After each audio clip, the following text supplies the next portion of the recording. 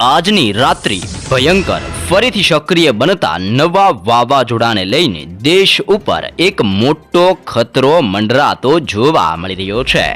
બંગાળની ખાડી અને અરબ સાગરના તટીય વિસ્તારોમાં એક સાથે ત્રણ મજબૂત વાવાઝોડા પોતાનો સાયક્લોનિક સિસ્ટમનો મજબૂત ઘેરાવો બનાવતા જોવા મળી રહ્યા છે। સાયક્લોનિક સિસ્ટમના મજબૂત ઘેરાવાને લઈને બંગાળની ખાડીના વિસ્તારોની અંદર બે વાવાઝોડા જ્યારે કે અરબ સાગરના તટીય વિસ્તારોની અંદર એક લો પ્રેશરવાળી મજબૂત સિસ્ટમ સક્રિય બનતી જોવા મળી રહી છે। આમ દરિયાની અંદર અત્યારે એક સાથે ત્રણ મજબૂત સિસ્ટમનો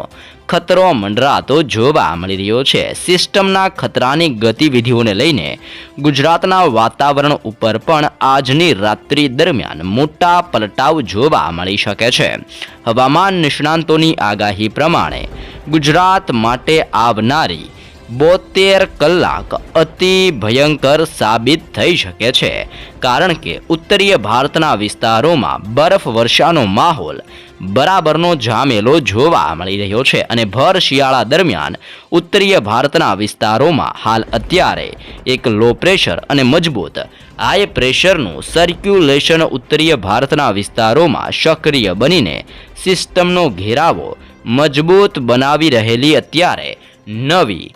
લો પ્રેશર સિસ્ટમ સક્રિય જોવા મળી રહી છે।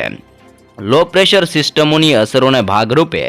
ઉત્તરીય ભારતના વિસ્તારોમાં ઠેર ઠેર જગ્યા ઉપર ભર શિયાળા દરમિયાન બરફ વર્ષા વરસતી જોવા મળી રહી છે, જેમાં લેહ લદ્દાખનો વિસ્તાર, કેલાંગના વિસ્તારથી કાશ્મીરના વિસ્તારો અને હિમાલયના સંપૂર્ણ વિસ્તારોની અંદર બરાબરનો બરફ વર્ષાનો માહોલ અત્યારે સક્રિય બનતો જોવા મળી રહ્યો છે। સાથે સાથે ઉત્તરીય ભારતના વિસ્તારોમાંથી સિસ્ટમે દિશા બદલી હોવાને લઈને પાકિસ્તાનનો વિસ્તાર, અફઘાનિસ્તાનનો ઈરાનનો વિસ્તાર અને ઓમાનના વિસ્તારોમાંથી ગુજરાત તરફ ફૂંકાતા તોફાની અને ભેજયુક્ત પવનના મારાને લઈને ગુજરાત ઉપર પવનની તીવ્રતા સતત વધતી જોવા મળી રહી છે। આમ ગુજરાત ઉપર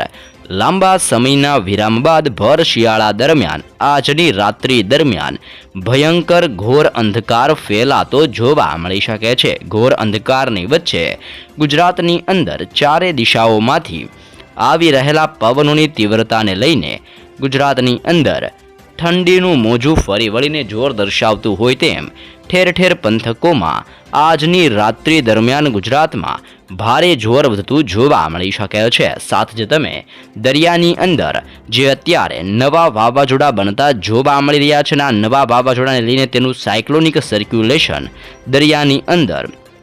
ભયંકર જોર દર્શાવતું જોવા મળી રહ્યું છે, જેની અસરોના કારણે અત્યારે બંગાળની ખાડીના તટીય વિસ્તારોથી લઈને અરબ સાગરના દરિયાઈ કાંઠાના વિસ્તારો અને ગુજરાતના ઠેર ઠેર વિસ્તારોમાં વાદળ છવાયું વાતાવરણ સક્રિય બનતું જોવા મળી રહ્યું છે અને આવનારી કલાકોની અંદર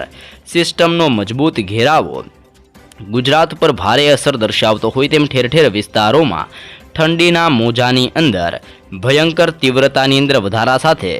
ગુજરાત ઉપરથી સ્ટ્રફ લાઈનો પસાર થતી જોવા મળી રહી છે। તમે લાઈવ જોઈ શકો છો,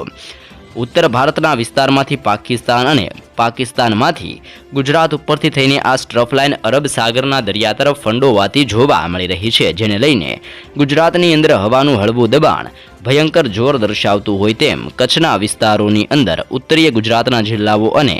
સૌરાષ્ટ્રના દરિયાઈ કાંઠાના તટીય વિસ્તારોમાં આ સિસ્ટમનો પટ્ટો ભારે અસર દર્શાવતો જોવા મળી રહ્યો છે। સાથે જ અત્યારે દક્ષિણીય ભારતના તટીય વિસ્તારો, જેમાં કાશ્મીરના વિસ્તારથી મદુરાઈનો વિસ્તાર અને બેલગાવના ભિન્ન ક્ષેત્રોની અંદર પલટાવ આવતા હોય તેમ દક્ષિણી ગુજરાતના વિસ્તારોથી લઈને એટલે કે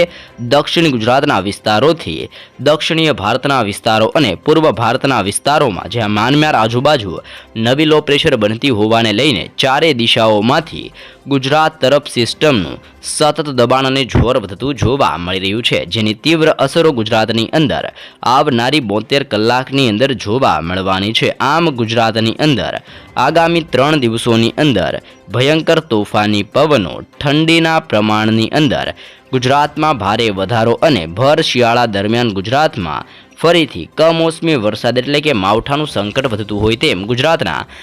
ભિન્ન પંથકોની અંદર ઠંડીના પ્રમાણની અંદર વધારા સાથે કમોસમી વરસાદ અને માવઠાનો ખતરો ગુજરાત ઉપર મંડરાતો જોવા મળવાનો છે. સિસ્ટમની અસરોને લઈને ગુજરાતના ભિન્ન પંથકોની અંદર કચ્છનો વિસ્તાર, સૌરાષ્ટ્રનો વિસ્તાર, દક્ષિણી ગુજરાત, મધ્ય ગુજરાતની સાથે ઉત્તર ગુજરાતના વિસ્તારોની અંદર માવઠું ભૂક્કા બોલાવતું જોવા મળી શકે છે. અને આંબાલાલ પટેલની આગાહી પ્રમાણે ગુજરાતની અંદર 3 દિવસની અંદર ઠંડી ભયંકર જોર દર્શાવતી જોવા મળી શકે છે. પવનોની દિશા બદલાતી હોવાને લઈને અફઘાનિસ્તાનનો વિસ્તાર, ઈરાન અને ઓમાનમાંથી સિસ્ટમ દિશા બદલીને અત્યારે ગુજરાત તરફ દિશા ફંડોવાતી જોવા મળી રહી છે. આમ સિસ્ટમની દિશા પલટાવવાની સાથે ગુજરાતની અંદર ફરીથી ઘોર અંધકાર મંડરાતો જોવા મળી શકે છે. અને વાદળ છવાયા વાતાવરણની સાથે દક્ષિણી ગુજરાતના સંપૂર્ણ જિલ્લાઓની સાથે તાલુકાના વિસ્તારોની અંદર અને ગામડાના વિસ્તારોમાં ઘોર અંધકાર ફેલાતો હોય તેમ ગુજરાતમાં આજની રાત્રિથી લઈને આવનાર 3 દિવસની અંદર ઠેર ઠેર વિસ્તારોમાં ઘોર અંધકારની વચ્ચે તોફાની પવનની તીવ્રતા હવેથી ગુજરાતમાં જોર દર્શાવતી જોવા મળી શકે છે. દક્ષિણ ગુજરાતની અંદર ભરૂચના દરિયાઈ કિનારાના વિસ્તારથી નર્મદાનો વિસ્તાર, રાજપીપળાના વિસ્તારથી આમોદના પંથકોની અંદર, સુરતના વિસ્તારથી લઈને વ્યારાનો વિસ્તાર, નવસારી, ડાંગ, આહવાના વિસ્તારોથી આમ દક્ષિણીય ગુજરાતના 7 જિલ્લામાં મોટા પલટાવ આવતા હોય તેમ ભરૂચ, નર્મદા, સુરત, તાપી, નવસારી, ડાંગ ને વલસાડના ભિન્ન ક્ષેત્રોની અંદર ઠંડીના પ્રમાણમાં દિવસે ને દિવસે હવે દક્ષિણી ગુજરાતના જિલ્લાઓની અંદર ભારે જોર અને વધારો થતો જોવા મળવાનો છે. આમ દક્ષિણી ગુજરાતના વિસ્તારોમાં અત્યારે ઠંડીનું પ્રમાણ 21 ડિગ્રીથી 22 ડિગ્રી સેલ્સિયસ સુધીનું જોવા મળી શકે છે. સાથે જ સૌરાષ્ટ્રના તટીય વિસ્તારો ઉપર પણ પવનોની તીવ્રતાની ગતિવિધિઓ સાથે દરિયો ગાંડોતુર બનતો હોય તેમ દરિયામાંથી સિસ્ટમનું ભારે જોર સૌરાષ્ટ્ર ઉપર અત્યારે વધી રહેલું જોવા મળી રહ્યું છે. અને સૌરાષ્ટ્ર ઉપર જોર વધવાને લઈને સૌરાષ્ટ્રની અંદર જામનગર, મોરબી, સુરેન્દ્રનગર, ચોટીલા, રાજકોટ, ગોંડલ, જસદણનો વિસ્તાર, બોટાદના વિસ્તારોની અંદર જામનગરના પંથકથી સલાયા, દેવભૂમિ, દ્વારકા, ભાટિયા, પોરબંદરના વિસ્તારોમાં સાથે જૂનાગઢના વિસ્તારથી અમરેલી, ભાવનગર, અલંગ, મહુવા, ઉના અને વેરાવળના ભિન્ન ક્ષેત્રોની અંદર મોટા પલટાવ આવતા હોય તેમ સૌરાષ્ટ્રની અંદર પણ આજની રાત્રિથી સિસ્ટમની તીવ્ર અસરો સૌરાષ્ટ્રના તટીય વિસ્તારો ઉપર ધીમી ગતિએ વધતી જોવા મળી શકે છે. દરિયાની અંદર વાવાઝોડાનું સંક્રમણ ભયંકર સ્વરૂપ ધારણ કરતું જોવા મળી રહ્યું છે. તમે જોઈ શકો છો આ લો પ્રેશર અને આ લો પ્રેશર આવી રીતના પવનોની ગતિવિધિઓ અદલા બદલી કરતા જોવા મળી રહ્યા છે. અને સિસ્ટમનું પરિભ્રમણ આ વિસ્તારોમાં જોર દર્શાવતું હોય તેમ ઠેર ઠેર ક્ષેત્રોમાં ભયંકર અસરો દર્શાવી રહેલી જોવા મળી રહી છે. અને સિસ્ટમની અસરોની સાથે સિસ્ટમના તીવ્ર પરિભ્રમણને લઈને દરિયાની અંદર ઉથલપાથલ સર્જાતી અત્યારે જોવા મળી રહી છે, જેની અસરો દેશના ભિન્ન વિસ્તારોમાં વધતી હોવાની સાથે ગુજરાત ઉપર પણ ભારે અસરોનો અત્યારે તીવ્ર દબાણની સાથે જોર વધી રહેલું જોવા મળી ચૂક્યું છે. અને જેની અસરને કારણે કચ્છના વિસ્તારની અંદર લખપત, ખાવડ, ભુજનો વિસ્તાર, નળિયાના વિસ્તારથી માંડવી, ગાંધીધામના વિસ્તારથી રાપરના કચ્છના સંપૂર્ણ વિસ્તારોની અંદર આગામી કલાકોમાં મોટા પલટાવ આવતા હોય તેમ કચ્છના વાતાવરણની અંદર પણ વાદળ છવાયું વાતાવરણ થવાને લઈને નવી આગાહી કચ્છ માટે દર્શાવવામાં આવી રહી છે. આમ કચ્છના વાતાવરણની અંદર પલટા આવવાની સાથે ઠંડીના પ્રમાણમાં વધારા થવાને લઈને આવનારી 24 કલાકની અંદર કચ્છમાં ભયંકર ઠંડીની સાથે પવનોની તીવ્રતા વધતી જોવા મળવાની છે.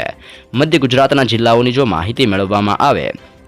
તો સ્ટ્રફ લાઇન આગામી કલાકોમાં મધ્ય ગુજરાતના વિસ્તારોમાંથી પસાર થતી જોવા મળવાની છે. તમે જોઈ શકો છો કે સિસ્ટમની સ્ટ્રફ લાઇનનો પટ્ટો મધ્ય ગુજરાતના વિસ્તારોમાંથી પસાર થતો જોવા મળી શકે છે. અને મધ્ય ગુજરાતમાંથી સિસ્ટમનો ઘેરાવો બનતો હોવાને લઈને અહેમદાબાદના વિસ્તારમાં, દાહોદ, છોટાઉદેપુરના વિસ્તારથી લુણાવાડા, ગોધરાનો વિસ્તાર, કપડવંજના વિસ્તારથી નડિયાદ, ધોળકાનો વિસ્તાર, ખંભાતના વિસ્તારથી વડોદરાના ભિન્ન ક્ષેત્રોની અંદર આમ સંપૂર્ણ મધ્ય ગુજરાતના વાતાવરણની અંદર મોટા પલટાવ આવવાની સાથે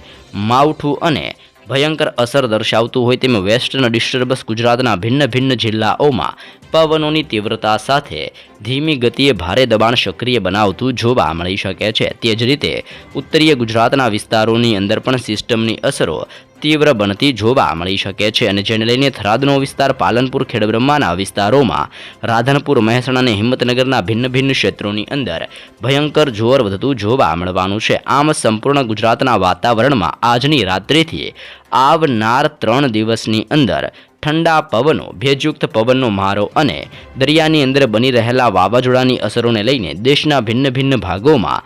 ભર શિયાળા દરમિયાન માવઠું પોતાની તીવ્ર અસરો દર્શાવતું જોવા મળી શકે છે.